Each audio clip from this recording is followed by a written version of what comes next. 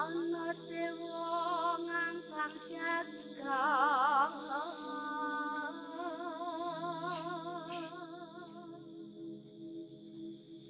nyangking bokor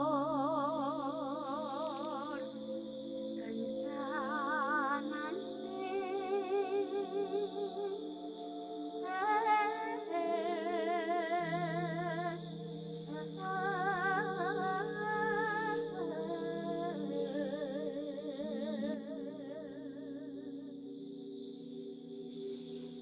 Cerita ke-281 di Lapak Horor.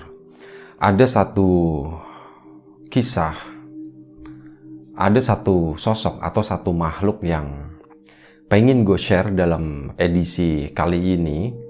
Itu sebuah makhluk yang biasa dikenal sama warga sekitar dengan sebutan kelintu. Kelintu itu termasuk sosok gaib atau sosok horor gitu ya, yang tergolong generasi lama ya. Sekarang itu udah jarang banget ditemuin gitu. Itu menurut warga sekitar juga. Dan sebelum kita ke cerita, seperti biasa gue pengen ngucapin banyak-banyak terima kasih buat kawan-kawan subscriber semuanya. Terima kasih buat kawan-kawan yang udah kasih support, udah kasih dukungan. Terima kasih juga buat kawan-kawan yang udah ngasih like, udah nge-share ke yang lainnya. Nggak lupa juga terima kasih banyak buat kawan-kawan yang udah ninggalin komentar. Terima kasih banyak semuanya. Nah, cerita tentang kelintu itu gue dapet dari salah satu kawan. Ada 2 orang sebenarnya. Ini kawan temen seumuran, sama ada satu lagi seorang bapak-bapak yang dianggap sebagai sesepuh kampung itu gitu. Nah, suatu hari gitu ya, kejadiannya udah cukup lama, sekitar tahun 90-an. Jadi di sana, di kampung itu, ini masih di daerah Tegal ya, cuman beda kampung. Jaraknya dari sini kurang lebih sekitar 4 kilo dari posisi nge-take ini ya. Nah, di kampung itu sampai sekarang itu masih banyak kebun kosong. Tahun 90-an, tahun 80 90-an itu apalagi gitu, itu lebih banyak lagi kebun kosong. Nah, di situ waktu itu ceritanya ada dua keluarga. Mereka itu saudaraan sepupuan, punya anak udah banyak gitu ya. Mereka itu kayak lagi nyari rumah, dan karena keterbatasan biaya, akhirnya mereka pun cuman nyewa tanah. Kebetulan di situ ada satu lahan yang enggak dipakai sama tuan rumahnya. Itu kayak lahan nganggur lah, tapi ada yang punya. Akhirnya setelah negosiasi sama pemilik tanah ya diizinin gitu. Ngontrak di situ kurang lebih sekitar 5 tahun dengan harga yang relatif murah pada waktu itu ya, karena nyewanya cuma tanahnya masih kebun. Udah gitu si pemilik tanah juga merasa kasihan dengan keluarga-keluarga itu. Makanya udah dikasih murah, silakan dipakai, silakan dirawat kayak gitu. Dan itu kebunnya itu luas banget, berapa ribu meter persegi sebenarnya ya. Cuman yang dipakai itu cuman bagian depan doang. Akhirnya setelah dibersihin, kebetulan di situ tuh nggak ada pohon besar waktu itu. Pohon besar itu lebih ke belakang sana, yang deket sama jalan itu cuman kayak semak-semak doang. Akhirnya ngebersihinnya pun cepet. Setelah dibersihin, tanahnya didatarin kayak gitu, akhirnya 2 keluarga itu pun ngebangun sebuah rumah. Satu di depan, satunya lagi di belakang. Itu rumah gubuk yang cuman pakai anyaman bambu. Atasnya tuh pakai welit ya. Kemarin dalam satu cerita ada salah satu yang ngasih tahu komentar kalau atap yang kayak saung-saung kayak gitu tuh namanya welit. Nah, itu pakai kayak gitu. Bener-bener rumah sederhana. Yang keluarga yang satu itu anaknya kalau nggak salah tuh 5 atau 6. Keluarga yang kedua anaknya itu 4. Nah, tinggallah mereka di sana. Tapi sebelum mereka tinggal di situ, sebenarnya udah dapat informasi dari warga. Pak, ini di kebun ini sebenarnya terkenal angker ya. Ada sesuatunya Pak di sini. Wah, apa ya? Ditanya kan sama warga. Jadi di belakang sampean itu, di area belakang sana yang jaraknya mungkin 20-30 meter ke belakang, itu ada sebuah sumur. Sumur yang bener-bener kayak tanah digali doang. Di sampingnya tuh nggak ada, apa ya, istilahnya apa sih, gue lupa, luwung atau wuwung atau apa gitu ya. Jadi nggak ada semen-semennya, nggak di batu bata gitu. Itu bener tanah di lobangin doang, sampingnya pun nggak ada pembatasnya. Itu adalah sumur tua katanya. Ya udah, oh begitu ya Pak ya. Iya, di situ ada sumur tua. Terus ada lagi sebenarnya yang lebih serem ya, lebih terkenal, lebih ditakuti sama warga di kebun itu. Lebih ke belakang lagi, mungkin sekitar 20 meter ke belakang lagi, di situ ada kayak reruntuhan bangunan, ada sisa-sisa batu bata sama batu-batu besar kayak bekas pondasi kayak gitu. Tapi bentuknya itu udah nggak ngebentuk sebuah bangunan ya, itu bener-bener kayak reruntuhan doang, cuman tumpukan-tumpukan bata yang cukup besar juga kayak gitu.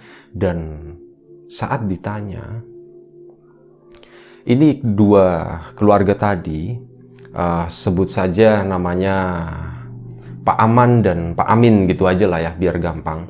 Nah, Pak Aman sama Pak Amin itu nanya, lah itu reruntuhan bangunan itu tuh apa dulu Pak? Oh itu kalau reruntuhan bangunan yang di belakang itu, yang paling ditakuti sama warga, itu adalah dulu bekas petilasan. Petilasannya orang-orang sakti dulu, tapi lebih ke sakti apa ya, ilmunya yang didapat dengan cara gelap gitu ya, ilmu hitam lah boleh dibilang kayak gitu, didapatnya dengan cara yang gelap. Wah kok serem gitu ya Pak. Terus pernah ada kejadian apa aja waktu itu. Nah akhirnya diceritain di situ. Jadi dulu itu orang-orang itu sering berkumpul di situ. Dulu itu bentuknya tuh kayak masih pendopo, Mas Pak gitu ya, Pak Aman, Pak Amin.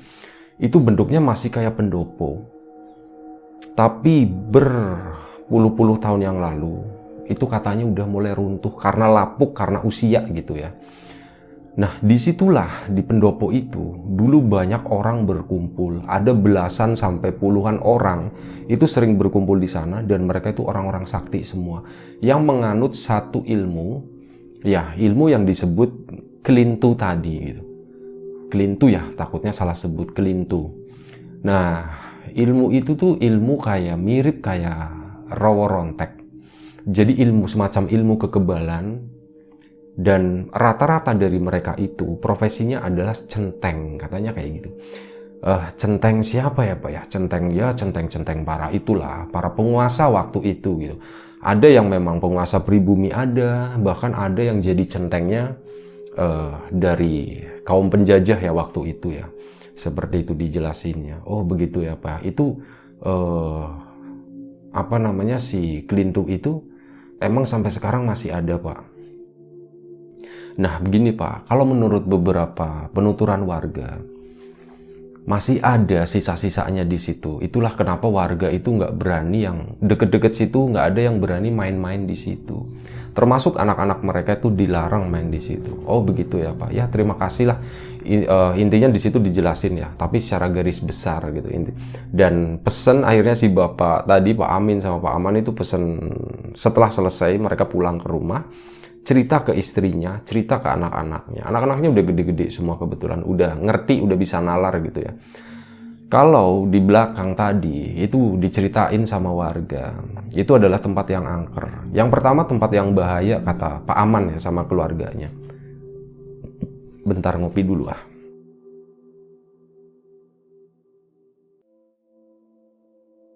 Kopi legit Malang. Nah, yang pertama itu adalah spot yang bahaya. Oh bahaya kenapa Pak? Itu di belakang, belum sempat dibersihin kan. Itu ada sumur katanya. Sumur yang nggak ada batasnya Bu. Jadi anak-anak nanti hati-hati ya. Kalau misal ke belakang kalian butuh apa, itu tolong hati-hati. Karena di situ ada sumur. Dan sumurnya itu nggak kelihatan, itu nggak tertutup. Pinggirannya itu nggak ada batasnya. Takutnya kalian nanti jatuh ke dalam sana kan. Oh iya iya iya Pak, akhirnya dikasih tahu gitu, sama sekaligus spot yang di belakang tadi ya, yang tumpukan bata-bata itu kalau bisa dihindari, jangan main di situ gitu. Udah, anak-anaknya pun pada ngerti, termasuk anaknya Pak Amin juga pada ngerti, semuanya udah dikasih tahu. Mulailah mereka membiasakan hidup di situ, berbaur dengan masyarakat. Anak-anaknya juga mulai gabung sama anak-anak warga sekitar ya. Ya, temennya banyak gitu karena orang baru gitu kan, pada penasaran anak-anak juga. Wow, di rumahnya tuh rame terus tiap hari. Dan apalagi Pak Aman sama Pak Amin itu waktu itu hobinya tuh layang-layang. Dia itu suka bikin layang-layang, tapi layang-layang yang sederhana gitu. Layang-layang yang gak ribet, cuman kayu sama kertas koran doang kayak gitu, itu bisa terbang gitu. Nah, udah kayak gitu ya udah makin rame lah anak kecil di situ kan. Nah, sampai suatu hari jadi gini, Pak Aman sama Pak Amin itu memutuskan karena sumur yang itu kan termasuk berbahaya gitu, karena nggak kelihatan, ketutup semak-semak, akhirnya dibersihin sama mereka berdua. Kerja bakti gitulah, itu dibersihin, dibabatin semak-semaknya. Oh ternyata bener ada sumur gitu. Pas dilihat sumurnya sebenarnya nggak terlalu dalam, mungkin sekitar 4-5 meter doang, dan di bawahnya tuh masih ada airnya. Airnya udah ya dari atas namanya nggak kerawat, airnya udah mulai keruh kayak gitu, kotor lah. Nah udah dibersihin gitu kan, ngobrol nih Pak Aman sama Pak Amin. Kita kan belum punya ini ya, belum punya sumber air gitu kan. Airnya sementara itu masih minta sama tetangga gitu. Zaman dulu belum ada mesin pompa air ya, yang punya mungkin kalaupun ada yang punya itu cuma orang-orang kaya doang. Nah waktu itu ya mereka tuh tiap hari harus nimba gitu, harus nimba sumur, repot banget kan. Nah ngobrol Pak Aman sama Pak Amin. Mas, ini gimana nih kalau misal sumurnya ini kan sebenarnya sumur biasa gitu kan. Cuman masalahnya karena nggak pernah dipakai aja jadi kotor. Gimana kalau kita manfaatin aja gitu. Wah boleh juga sih, bisa sih gitu. Sayang kayak gini airnya masih ada tuh. Ini paling kalau misal sering diambilin kayak gitu nanti airnya juga bersih sendiri gitu. Nah akhirnya mereka setuju, deal. Diberesinlah sumur itu. Di sampingnya kayak ditutup pakai bambu, itu kayak buat pijakan ya, kayak bambu kayak gitu ditata biar nggak licin, sama di samping-sampingnya juga dikasih bambu, nggak di semen, nggak di apa, cuman di kayak gitu aja. Intinya biar lebih aman lah kayak gitu, nggak sebahaya kayak sekarang gitu. Akhirnya udah, sumur itu pun selesai. Sumur itu pun tiap hari dipakai sama keluarganya Pak Aman sama Pak Amin. Buat nyuci, buat mandi. Yang buat mandi tuh kayak dibikin satu kotakan gitu, ditutupnya pakai ini ya, pakai waring bekas beras atau bekas apa yang warnanya putih dari plastik itu. Nah itu disobek kayak gitu kan, kawan-kawan pasti tahu lah, familiar. Nah itu tuh kayak gitu, kayak dibikin kamar mandi temporer kayak gitu. Nah keluarga Pak Amin sama Pak Aman akhirnya mandinya udah mulai di situ, udah nggak minta air, minta air lagi di tetangga ya, tapi memanfaatkan sumur itu buat kebutuhan sehari-hari.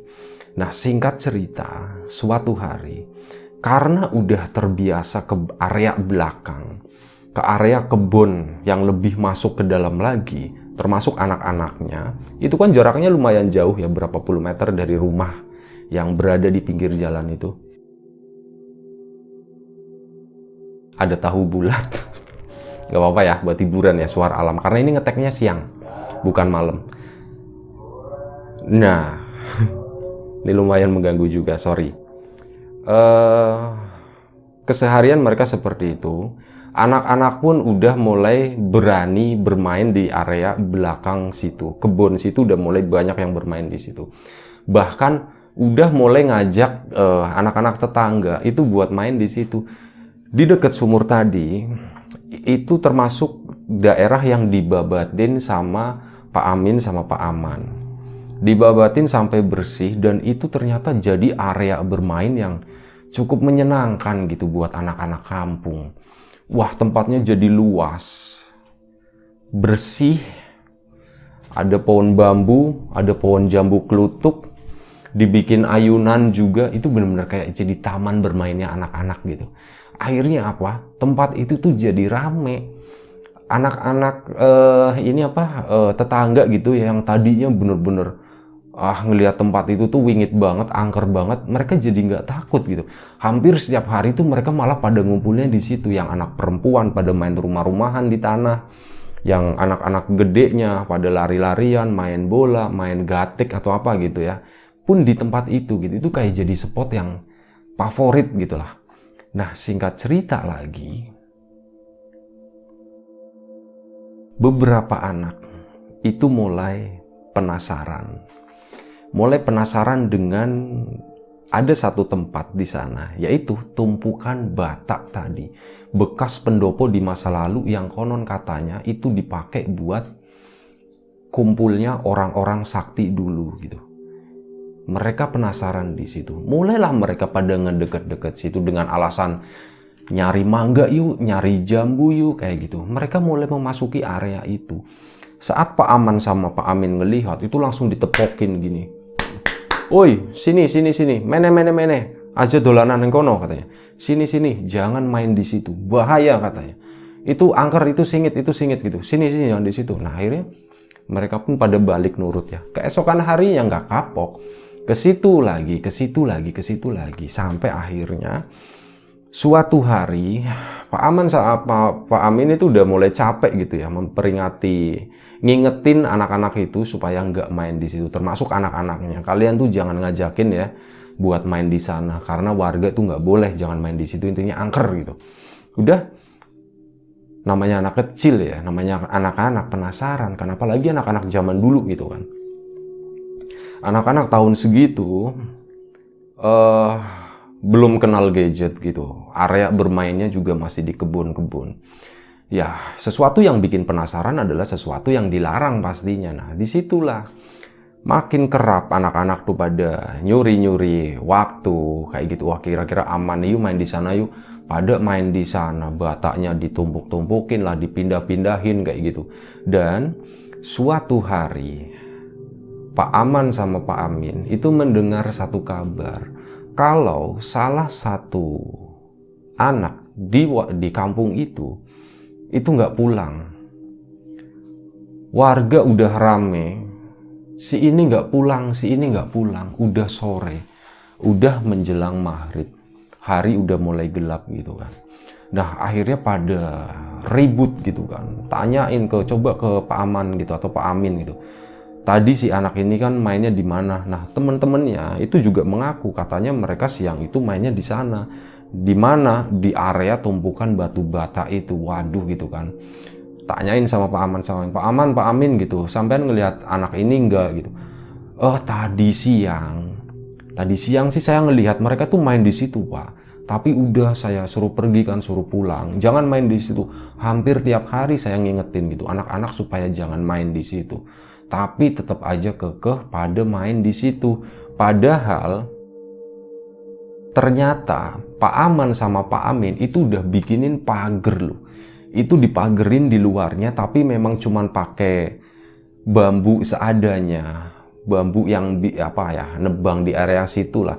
Bambu, terus ada yang dibelah tipis kayak buat begini. Ya, itu anak masih bisa nerobos ke situ.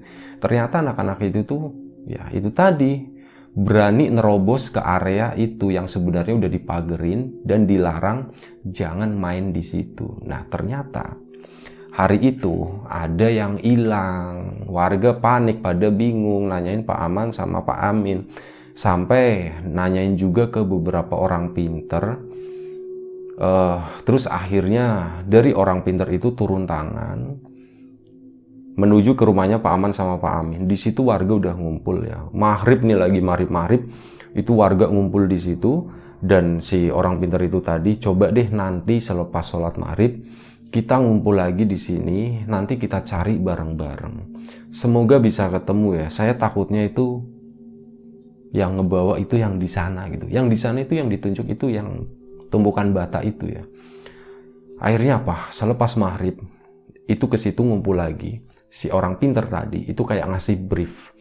Jadi begini bapak-bapak sama ibu-ibu, ini ada kemungkinan ya, tapi saya juga nggak tahu. Kalau perasaan saya itu kuat, si ini, katakanlah si Anto gitu ya, si Anto itu tuh dibawa, diumpetin sama sosok yang ada di sana, sama kelintu yang ada di situ gitu.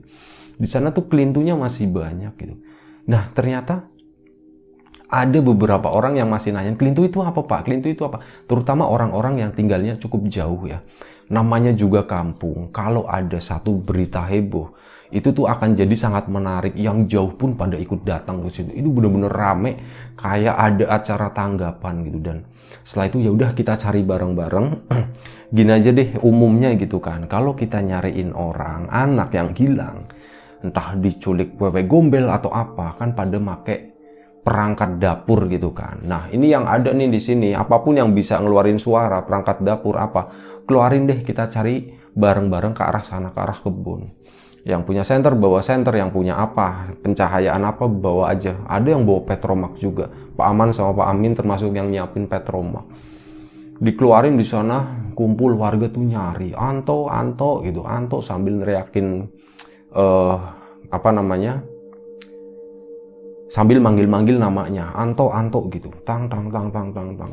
Dipukul-pukul, ngiter-ngiter daerah situ, diputerin gitu. Kata orang pinternya, ayo kita puterin gitu. Puterin si tempat itu tadi sambil manggil-manggil Anto. Dan sampai hampir ya menjelang Isya, gak ada tanda-tanda kalau Anto itu ditemuin.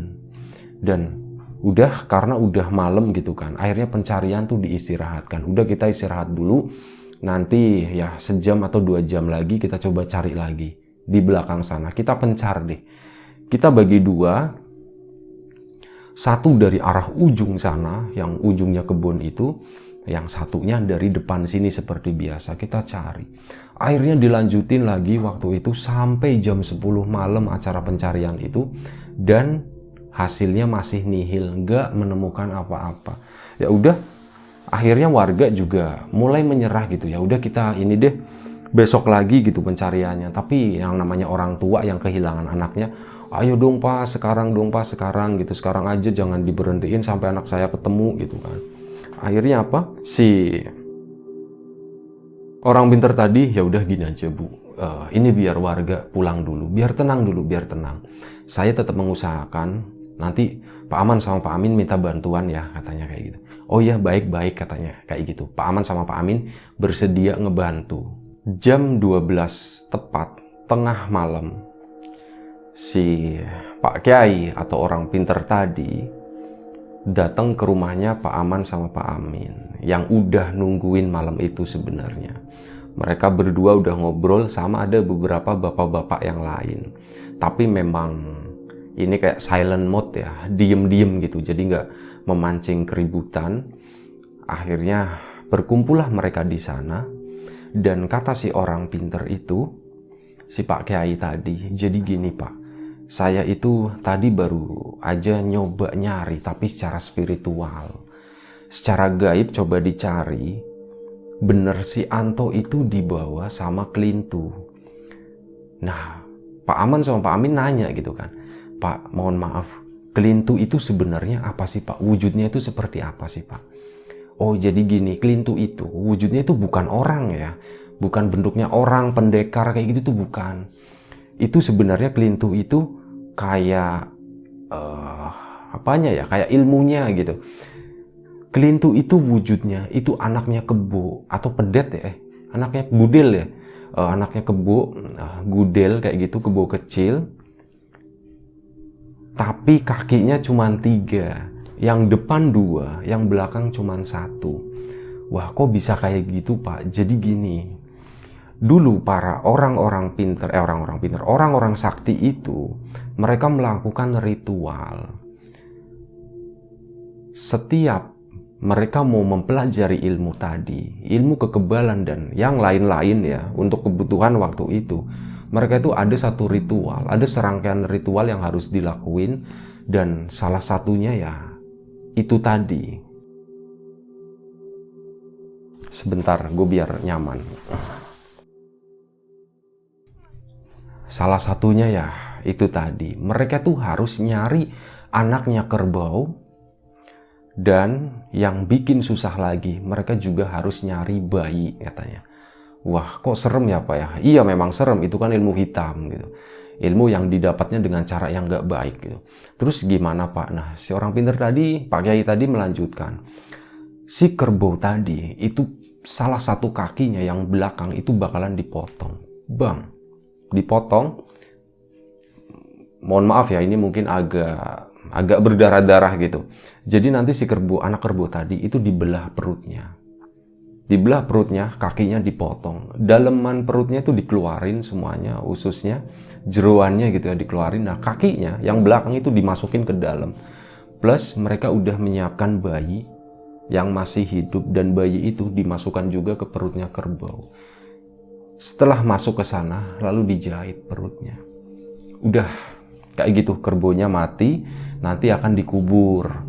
Dalemannya, jeroannya itu bakal dimakan mentah-mentah sama si yang lelakon ilmu tadi. Katanya seperti itu. Nah, dari dulu semenjak ada praktek ilmu itu, banyak yang ngelihat sosok kerbau, anak kerbau, kerbau kecil tapi kakinya cuma 3. Dan itu dipercaya kalau yang ngelihat itu bakal gak sadarkan diri dan dia akan dibawa gitu. Katanya kayak gitu. Dan termasuk Anto nih. Saya curiganya tuh itu. Anto itu ketemu sama Klintu tadi, atau anak kerbau yang kakinya cuma 3. Dan ya Anto dibawa sama si kerbau itu. Ini memang agak sulit ya, agak susah ya. Kalau misal wewe gombel kayak gitu kan biasanya dicariin pakai perangkat dapur kayak gitu kan biasanya ketemu. Nah, ini yang Klintu tuh kayaknya nggak mempan. Saya juga nggak tahu, tapi saya tadi udah coba secara batin gitu ya. Anto masih ada, Anto masih hidup dan belum jauh. Anto itu masih di sekitaran pendopo sana. Makanya saya minta bapak-bapak bantuin saya gitu. Apapun yang ngerti, bacain doa, ikut di belakang saya gitu, bacain doa apa aja yang bapak-bapak bisa gitu. Oh, baik-baik Pak. Nah, di situ akhirnya ada sekitar 5 atau 6 orang, termasuk Pak Aman sama Pak Amin ya. Akhirnya ikut si Pak Kiai tadi. Ayo kita langsung aja ke belakang, ini udah tengah malam nih. Waktunya bagus gitu. Akhirnya udah mereka ke sana menuju ke arah tumpukan batak tadi. Pak Kiai duduk di depan, sisanya itu duduk di belakang. Bapak-bapak di sini udah bersuci semua kan, maksudnya udah wudhu semua kan. Sudah Pak gitu. Ada satu yang belum. Nah, akhirnya yang satu itu wudhu di tempat sumurnya Pak Aman sama Pak Amin ya, yang di belakang rumahnya itu. Wudhu di situ, nunggu sebentar, terus baru gabung di situ. Nah, bapak-bapak minta tolong doain apa aja lah, apapun yang bapak-bapak bisa gitu. Saya biar di depan sini, biar saya yang berurusan sama mereka.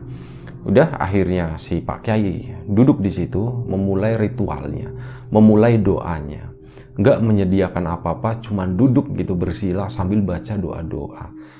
Kurang lebih sekitar 15 atau 20 menit mereka terdiam di sana, sama-sama berdoa. Tiba-tiba dari tumpukan batu batak tadi, itu ada yang bergerak-gerak gitu, geletuk-geletuk. Bataknya tuh geletuk-geletuk gitu, geletuk. Beberapa yang berdoa di sana yang udah mulai ngantuk pada awalnya, ngedengar itu jadi melek lagi gitu kan, ngeliatin gitu. Itu apa ya, itu apa ya. Nggak terlalu terlihat jelas karena kebun itu gelap. Cuman ada cahayanya tuh dari rumah yang cukup jauh gitu, remang-remang gitu lah, pokoknya bener-bener remang-remang. Tapi karena mata udah terbiasa digelap, akhirnya kan kelihatan juga.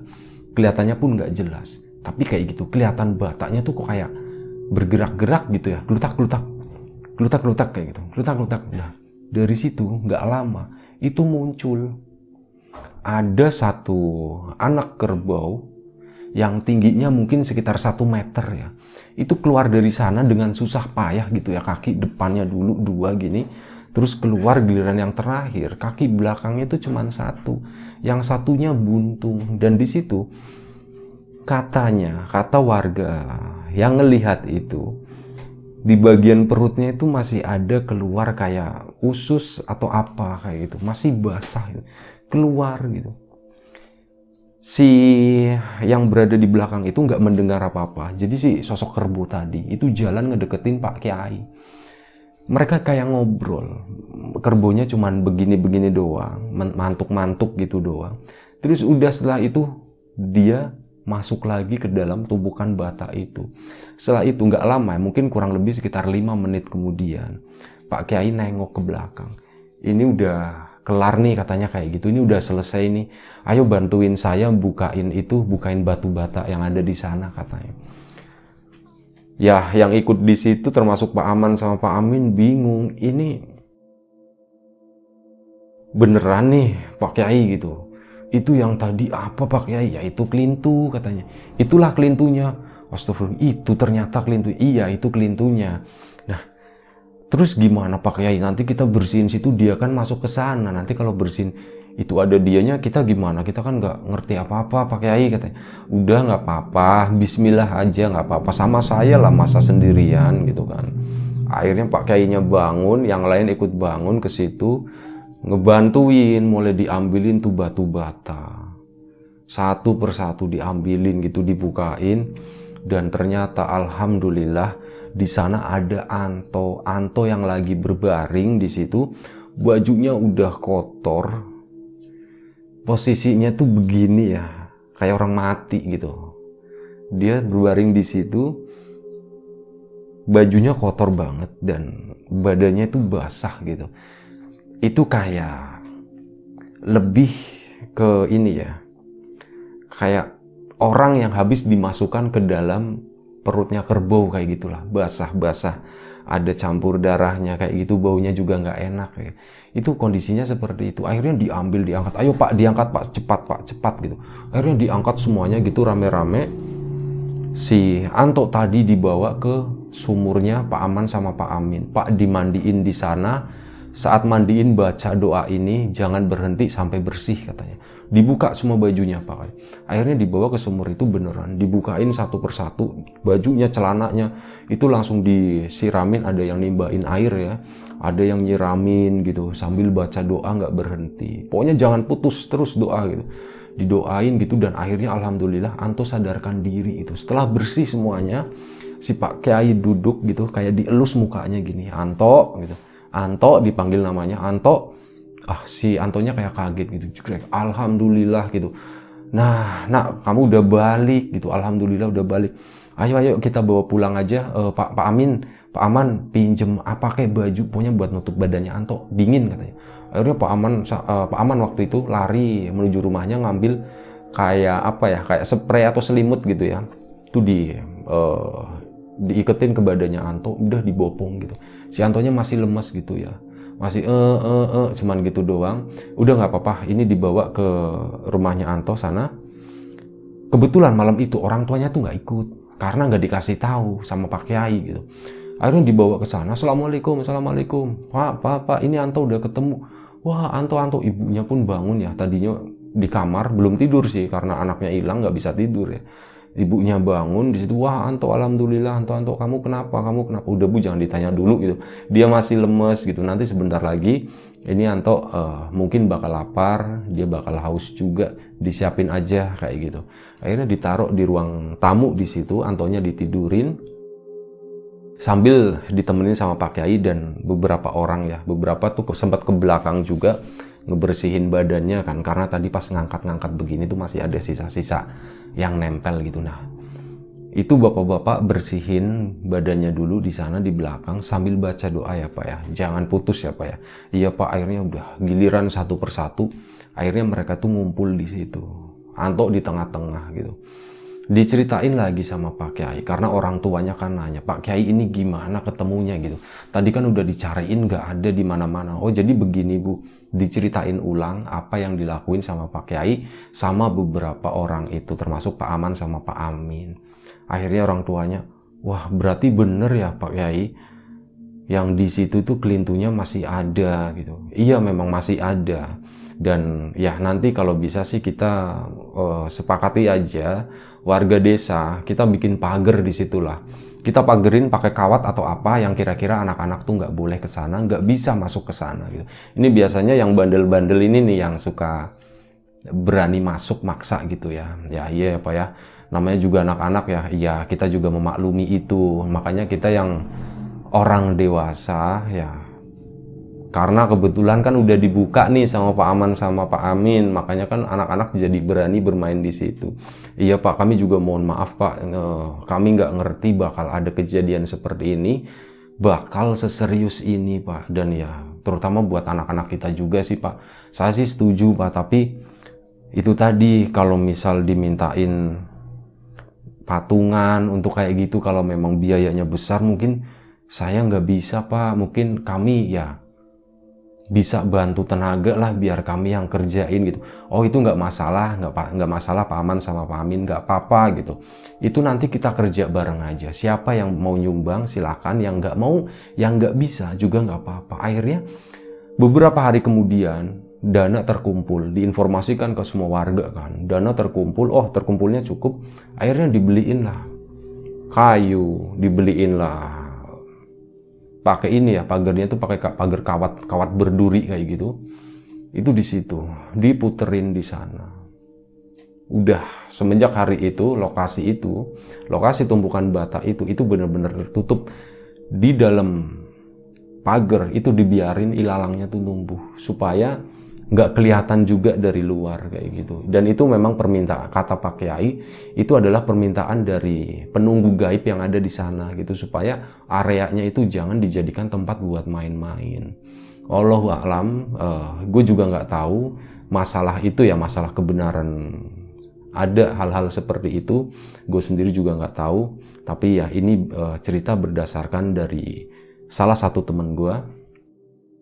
Itu adalah salah satu anaknya Pak Aman, dan ada salah satu orang sesepuh gitu ya, itu adalah salah satu warga desa itu juga menceritakan hal yang sama, sesuatu yang pernah terjadi berpuluh-puluh tahun yang lalu kayak gitu. Nah, kurang lebih seperti itu ceritanya tentang Klintu, tentang sosok yang pernah dijadikan korban atau tumbal untuk mendapatkan ilmu hitam tadi. Jadi Klintu itu bukan orangnya ya, bukan orang yang mempelajari ilmu hitam itu, bukan, tapi kayak lebih ke sosok yang ditumbalkan gitu, karena wujudnya itu bentuknya kerbau, anak kerbau, kakinya cuma 3 kayak gitu.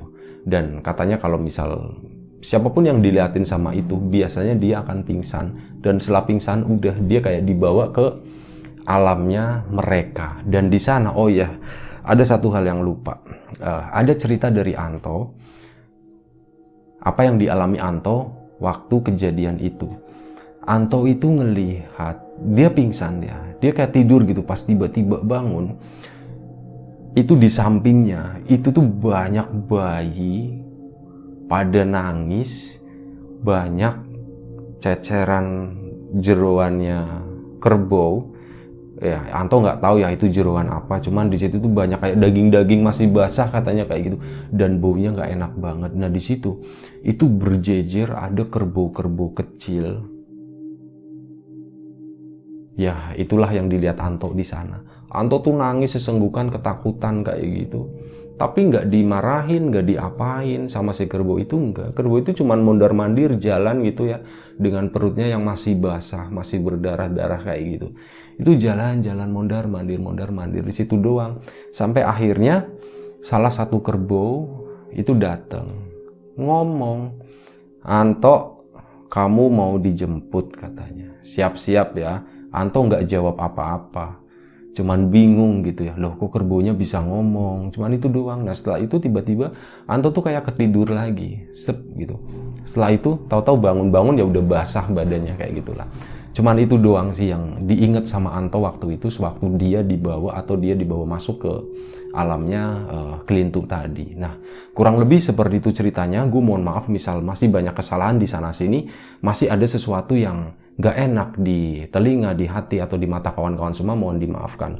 Terima kasih buat kawan-kawan yang udah mau nonton, udah mau dengerin cerita ini. Semoga kita tetap diberi kemudahan dalam hal apapun, termasuk kemudahan dalam hal rezeki.